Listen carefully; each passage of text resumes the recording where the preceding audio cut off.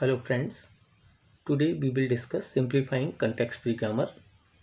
जब भी हम किसी मशीन के करस्पॉन्डिंग कंटेक्स्ट फ्री ग्रामर या प्रोडक्शन रूल लिख रहे हैं तो कई बार ऐसा हो जाता है कि कुछ हम अननेसेसरी रूल्स को प्रोड्यूस कर देते हैं या सेम टाइप का प्रोडक्शन रूल जो है वो हम रिपीटेडली लिख देते हैं। अगर मेरा कुछ इस टाइप के प्रोडक्शन रूल्स हैं तो हम इसको रिमूव कर सकते हैं। तो उसमें कुछ फिक्स मेथड है। वो क्या है कि सबसे पहले मुझे जो रिमूव करना है कि मैं उसमें से रिमूव करूंगा लैम्डा प्रोडक्शन। इसी लैम्डा प्रोडक्शन को मैं कहता हूँ नल प्रोडक्शन। जो एक नॉन टर्मिनल जो है वो मेरा नल प्रोड्यूस कर रहा है, कुछ भी प्रोड्यूस नहीं कर रहा, और यहाँ मैं इसे कहता हूँ एप्सिलॉन प्रोडक्शन। तो मुझे सबसे पहले इसे रिमूव करना है। उसके बाद मैं बात करूंगा removing of unit production. Unit production मेरे किस टाइप के हैं कि ए ड्राइव्स बी है, बी ड्राइव सी है। अगर इस टाइप के प्रोडक्शन है तो मैं उसे रिमूव करूंगा। और कुछ मेरे यूजलेस प्रोडक्शन हैं जिनका पूरे किसी भी स्ट्रिंग जनरेशन में कोई यूज़ ही नहीं हो रहा है, तो फिर मैं उस टाइप के प्रोडक्शन रूल को भी रिमूव करूंगा। इसमें से हम एक सबसे पहले देखते हैं रिमूविंग ऑफ नल प्रोडक्शन या लैम्डा प्रोडक्शन। यहाँ पे सबसे पहले एक ये मेरे पास ग्रामर दी हुई है और इसमें से मुझे नल प्रोडक्शन को रिमूव करना है। तो इसके लिए सबसे पहले मुझे फाइंड आउट करना है नलेबल वेरिएबल्स। नलेबल वेरिएबल्स ऐसे नॉन टर्मिनल जो मेरे एप्सिलॉन को जनरेट कर रहे हैं, उसको मैं कहता हूँ नलेबल वेरिएबल्स। जैसे इस केस में आप देखोगे कि ए जो है, ए ड्राइव्स एप्सिलॉन, ए जो है वो एक नलेबल वेरिएबल है क्योंकि वो एप्सिलॉन जनरेट कर रहा है। अब क्या मैं इसको और प्रोडक्शन में रखने के बाद फाइंड आउट कर सकता हूँ कि इसके अलावा और कोई भी मेरा नलेबल वेरिएबल है? तो एप्सिलॉन को मैं कहाँ पुट कर सकता हूँ? केवल ए की जगह पुट कर सकता हूँ। क्या मुझे कोई एप्सिलॉन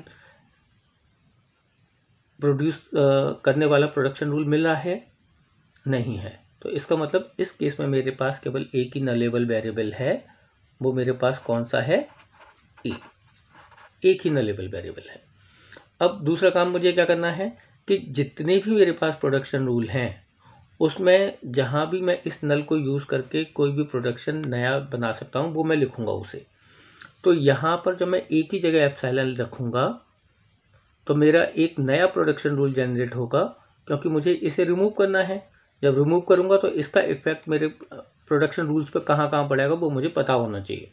तो यहाँ पर जब मैं ए ड्राइव्स एप्सिलॉन है और इस ए की जगह मैं एप्सिलॉन पुट करूँगा तो मुझे एक और क्या रूल मिल जाएगा, एक और क्या प्रोडक्शन रूल मिलेगा? A B.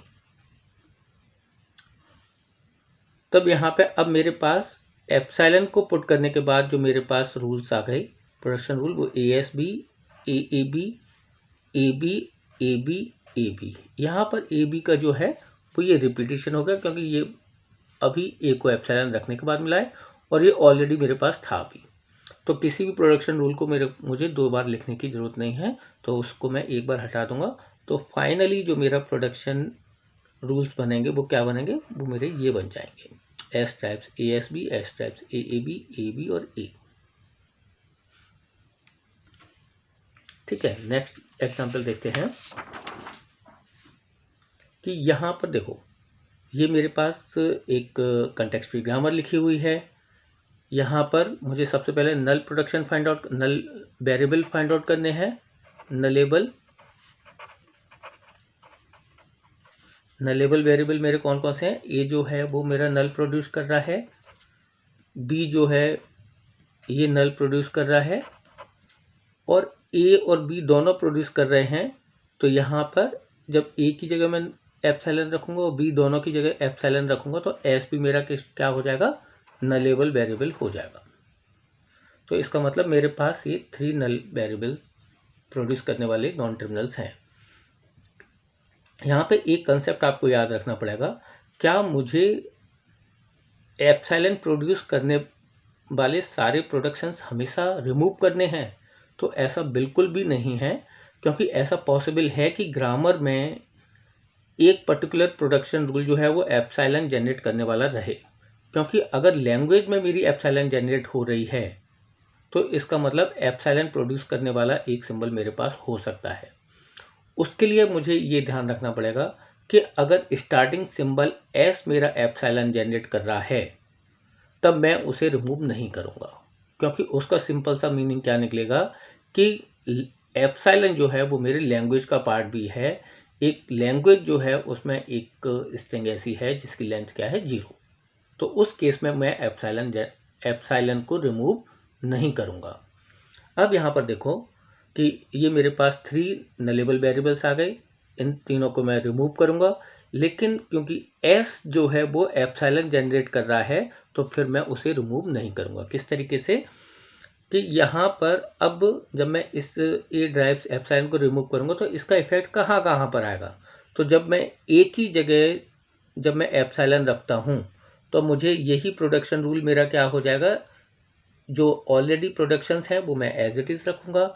जब मैं एक ही जगह एप्सिलॉन रखूँगा तो मुझे मिलेगा बी, और जब मैं बी की जगह एप्सिलॉन रखूँगा तब मुझे मिलेगा ए, और जब मैं ए बी दोनों की जगह एप्सिलॉन रखूँगा तो मुझे क्या मिलेगा, एप्सिलॉन।